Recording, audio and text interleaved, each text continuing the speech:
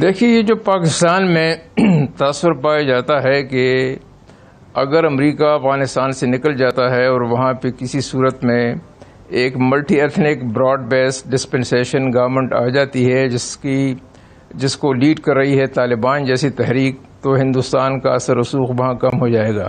یہ تاثر قطعی طور پر غلط ہے. ہمیں اس سے باہر نکلنا چاہیے. میں ایک بات آپ کو عرض کر لوں کہ جو بھی حکومت آئے گی امریکہ کے نکلنے کے بعد، وہ ہندوستان سے اچھے تعلقات رکھنے کی کوشش کرے گی بشمول طالبان کے. طالبان کبھی بھی یہ نہیں چاہیں گے کہ ہندوستان سے ان کے تعلقات خراب ہوں. یہ بات ضرور، اس کی وجہ یہ ہے کہ پہلی بات، ہندوستان اور افغانستان کے 2000 سال پرانے تہذیبی سویلائزیشنل کانٹیکٹس ہیں، ان کو وہ خراب کرنے کبھی نہیں دیں گے. تیسری بات، ہندوستان وہاں $3 ارب کی انویسٹمنٹ کر رہا ہے اور اس کی نظر سینٹرل ایشیا پر ہے اور ان کے ہائیڈرو کاربن ریسورسز پہ ہے، اور افغانستان ایک سپرنگ بورڈ ہے ان کے لیے، کیونکہ ہندوستان کو انرجی کی ضرورت ہے اور وہ سینٹرل ایشیا سے بھی اور ذرائع کے علاوہ سینٹرل ایشیا سے بھی وہ لیں گے. تو تیسری بات یہ ہے کہ افغانستان کو مدد کی ضرورت ہے اور وہ نہیں چاہیں گے کہ ہندوستان جیسے ایک بڑے ملک کے ساتھ ان کے تعلقات خراب ہوں اور ان سے جو مدد کی توقع کی جا رہی ہے وہ مدد ان کو حاصل نہ ہو سکے.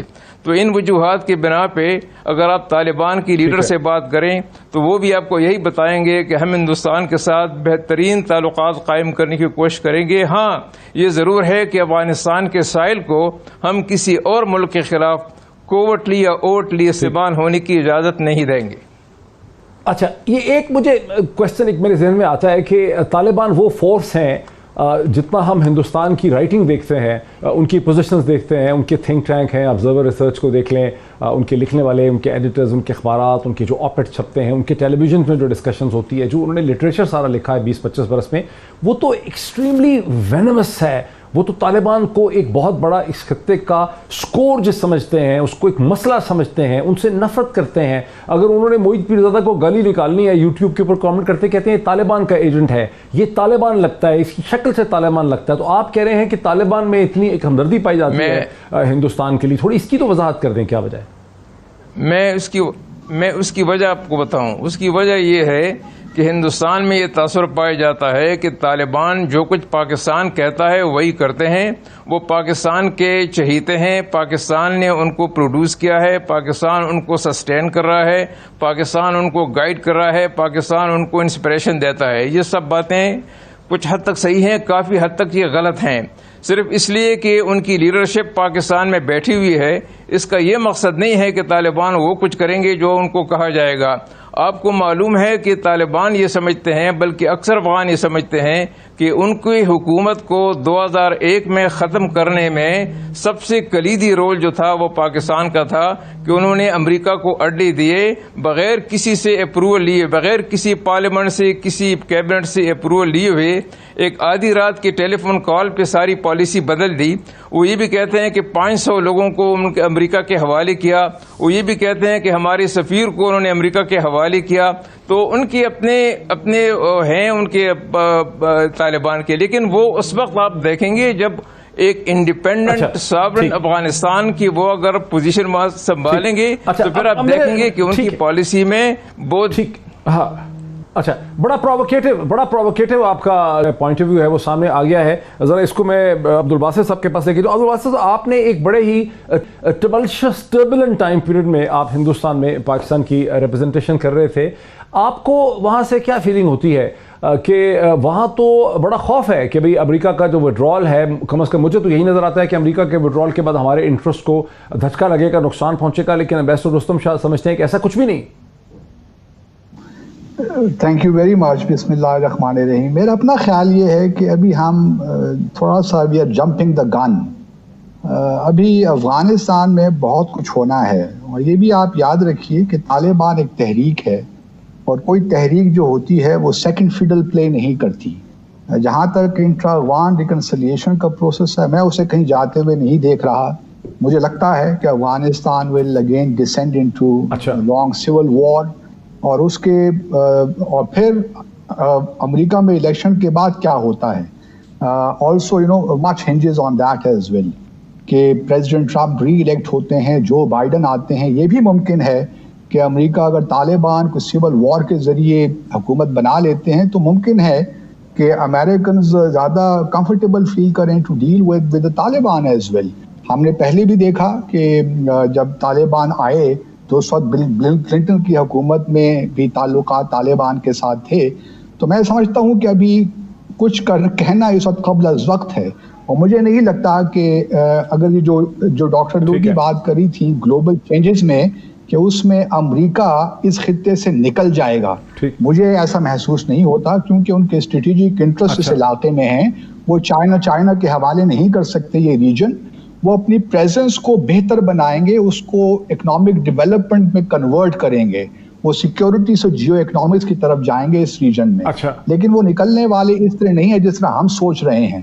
اور جہاں تک بھارت کا تعلق ہے, میں رستم شاہ صاحب سے حد تک اتفاق کرتا ہوں کہ آنے والے دنوں میں اگر طالبان حکومت بنا لیتے ہیں تو they would like to have good relations with India. کیونکہ پاکستان کے ساتھ بھی جو اعتماد کی کمی ہے وہ بھی اپنی جگہ ایک حقیقت ہے, اور جس طرح محمد صاحب نے کہا تو ابھی اس خطے میں بہت سی تبدیلیاں آنی ہیں, لیکن ان تبدیلیوں کو ہمیں اس طرح نہیں پیش کرنا چاہیے کہ پاکستان کے لیے سب ہنکی ڈوری ہے. ابھی افغانستان کا پرابلم ہمارے لیے ایگزسٹ کرے گا, اور پھر جہاں تک ہمارے تعلقات ہیں, خاص طور پہ سی پیک کا امپلیمنٹیشن کا جو ایشو ہے وہ ہمارے لیے بہت بڑا چیلنج ہوگا, کیونکہ جب تک سول وار افغانستان میں رہے گی اس وقت تک میرا اپنا خیال یہ ہے کہ بھارت جو ہے وہ NDS کے ذریعے, اشرف غنی کی حکومت کے ذریعے پرابلمز وہاں کریٹ کریں گے. ان کی اس وقت یہ خواہش ہوگی کہ جب تک کشمیر میں سچویشن کنسالیڈیٹ نہیں ہوتی, افغانستان ٹربولنس میں رہے, افغانستان میں انسٹیبلٹی رہے, کیونکہ دونوں جو سچویشنز ہیں آپس میں انٹر لنکڈ ہیں. جی ہاں, تو میرا خیال یہی ہے. جی پلیز. اب یہ بڑی ویسے انٹرسٹنگ کامنٹ ہے, میں اس پہ پھر آؤں گا کہ ایک طرف وہ چاہیں گے کہ افغانستان میں ٹربولنس رہے, وہ ایک اینٹی طالبان فورس بھی ہیں, دوسری طرف طالبان اور ان کے اچھے تعلقات بھی ہو جائیں گے. میں تھوڑا سا مجھے اس میں تضاد لگتا ہے, لیکن جو پاکستان کا جو نیا پولیٹیکل میپ ہے اس کی سگنیفیکنس کے حوالے سے ہے. جب فارن آفس نے پاکستان کے میڈیا کو اس پہ بریفنگ دی, ان کا آرگومنٹ یہ تھا کہ یہ انہوں نے بہت سوچ کے, کئی مہینے کی سوچ کے بعد, ایون چین کے ساتھ مشورہ کرنے کے بعد یہ میپ چائنا سے شیئر کیا گیا, ان کا اس پہ انپٹ لیا گیا, اس کو انٹرنیشنل لاء کے حوالے سے دیکھا گیا, اور یہ ضروری سمجھا گیا کہ یہ پولیٹیکل میپ ایشو کیا جائے, اور یہ ایک امپورٹنٹ سٹیپ ہے جس سے کہ بھارت کو بڑی تکلیف ہوگی. لیکن پاکستان کے میڈیا میں بہت سے لوگ مذاق اڑاتے ہیں, وہ کہتے ہیں کہ دیکھیں یہ میپ بنا کے کشمیر کو فتح کرنے کی کوشش کی جا رہی ہے, یہ کیا ایک ڈھکوسلا ہے, سارا کچھ ہے. آپ اس کو کیسے دیکھتے ہیں؟ آپ کیوں سمجھتے ہیں کہ یہ ایک امپورٹنٹ سٹیپ ہے لیگلی؟ لیگلی اینالائز کرنے سے پہلے جو ایک بہت امپورٹنٹ چیز ہے, ہم اس کے پولیٹیکل ڈائمینشنز کو سمجھیں.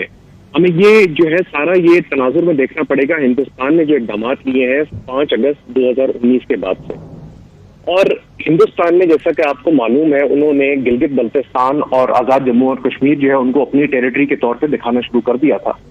تو یہ جو پاکستان نے میپ ایشو کیا ہے, اس کو آپ پولیٹیکلی اگر آپ اینالائز کریں تو یہ ایک سائیکولوجیکل پاکستان نے ایک ویپن یوز کیا ہے اگینسٹ انڈیا. اور بالکل آپ صحیح فرما رہے ہیں کہ اس کے اندر پاکستان کو چائنا کی بلیسنگز بھی حاصل ہیں, کیونکہ چائنا کی بلیسنگز کے بغیر ہم لداخ کا جو ڈسپیوٹڈ ایریا ہے یا لداخ کا جو بارڈر ڈسپیوٹ ہے اس کو ہم فرنٹیئر انڈیفائنڈ کے طور پہ نہیں دکھا سکتے تھے اس میپ میں. تو اس کا ایک بہت امپورٹنٹ پولیٹیکل ڈائمینشن ہے. اور جہاں تک لیگل ایشو کا تعلق ہے ڈاکٹر صاحب, میں اس کو ڈیفینیٹلی اس کو یہ سمجھتا ہوں کہ یہ انٹرنیشنل لاء, بین الاقوامی قوانین کے مطابق ہے, کیونکہ آپ کی جو یونائٹڈ نیشن سیکورٹی کاؤنسل کی جو ریزولوشنز ہیں انہوں نے کشمیر کو ایک انٹرنیشنل ڈسپیوٹ کے طور پہ جو ہے وہ ڈٹرمن کیا ہوا ہے. اور آپ نے جو شیڈڈ ایریا جس کو آپ نے اپنی ٹیریٹری کے طور پہ دکھایا, اس کو آپ نے یہ ڈسکلیمر ایڈ کیا ہے کہ یہ جو ایریا ہے اس کا جو فائنل سٹیٹس ہے وہ یونائٹڈ نیشن سیکورٹی کاؤنسل کی ریزولوشن کے مطابق طے کیا جائے گا. تو میں اس کو بہت امپورٹنٹ دیکھ رہا ہوں لیگلی. اور دوسری بات یہ کہ انفرنس کے طور پہ یہ بھی کہا جا سکتا ہے کہ اب شملہ ایگریمنٹ بھی جو ہے وہ پاکستان نے اب 100% امپلائڈلی جو ہے ریووک کر دیا ہے. ٹھیک ہے. اچھا, اس کو اسی سوال کو ذرا میں, دلی تو میں نہیں ہے باسط صاحب اس وقت, لیکن چونکہ ایمبیسڈر عبدالباسط آپ نے دلی میں ایک ٹرانزیشن ٹائم پیریڈ میں کام کیا, آپ کو کیا لگتا ہے کہ پاکستان فارن آفس نے یہ جو پولیٹیکل میپ ایشو کیا ہے جس سے چائنا کے ساتھ بھی شیئر کیا گیا ہے, چائنا کا بھی اس میں انپٹ لیا گیا ہے, اس سے نیو دلی میں ان کو کوئی تکلیف پہنچی؟ دیکھیے, میرے اس کے بارے میں ذرا خیالات مختلف ہیں, اور لیکن میں چونکہ جو میرے خیالات ہیں وہ ذرا تھوڑے سے اس کیٹیگری میں آتے ہیں جہاں میں سمجھتا ہوں کہ مجھے اوپنلی وہ باتیں نہیں کرنی چاہیے، تو اس لیے میں ذرا اجتناب کرتا ہوں. لیکن میرا اپنا خیال یہ ہے کہ جو بھی آپ کام کرتے ہیں اس میں اگر سیلف کانٹرڈکشن پائی جاتی ہے تو وہ کسی طور بھی اس کو پذیرائی نہیں ملتی. اور یہی کام میرے خیال میں جو ایک اسٹیپ لیا ہے سیلف کانٹرڈکشن، ہاں، اس میں میپ میں اور ہماری پوزیشن میں ایک سیلف کانٹرڈکٹری چیزیں ہیں جس کی وجہ سے میں اس میں زیادہ کوئی مطمئن نہیں ہوں. اگر ہم یہ اسٹیپ نہ بھی لیتے تو ہماری پوزیشن پہ یعنی ہم نے میپ تو ایشو کیا لیکن ہمارا ریجنل پوسچر، آپ یہ کہہ رہے ہیں کہ میپ تو ایشو کیا ہے لیکن ہمارا جو ریجنل پوسچر ہے، ہماری جو ڈپلومیسی ہے، وہ اتنی اگریسو نہیں ہے. نہیں، میرا یہ کہنے کا مطلب نہیں ہے. میرا کہنے کا مقصد یہ ہے کہ جو میپ میں جو چیزیں دکھائی گئی ہیں اور جو آپ کی پرنسپل پوزیشن ہمیشہ سے رہی ہے، اس میں اور اس میپ میں کانٹرڈکشن پیدا ہو گئی ہے. اور اس وجہ سے میں سمجھتا ہوں کہ اگر یہ میپ پولیٹیکل میپ ایشو نہ بھی کرتے تو کوئی فرق نہیں پڑنا تھا. پھر آپ کے دیکھیں ملک کے اندر بھی، میں وہ باتیں نہیں کرنا چاہتا آزاد جموں اور کشمیر کے حوالے سے، گلگت بلتستان کے حوالے سے، تو اس میں کافی کمپلیکیشنز ہیں. اور جس طرح میں نے کہا کہ اس کی بہت سی ڈائمنشنز ہیں جو میرے خیال میں اگر یہ میپ ایشو نہ ہوتا تو زیادہ بہتر ہوتا. ہم اپنی جو چیزیں ہیں سمبلزم سے نکل کر تھوڑا سا اگر ہم try to reach out to the world, وہ ہمارے لیے زیادہ بہتر ہے رادر دین کہ ہم، کیونکہ سمبلزم کی بھی دیکھیے ایک شیلف لائف ہوتی ہے. اگر symbolism is not in tandem with substance تو اس کے بعد سمبلزم کی کوئی اہمیت نہیں رہتی.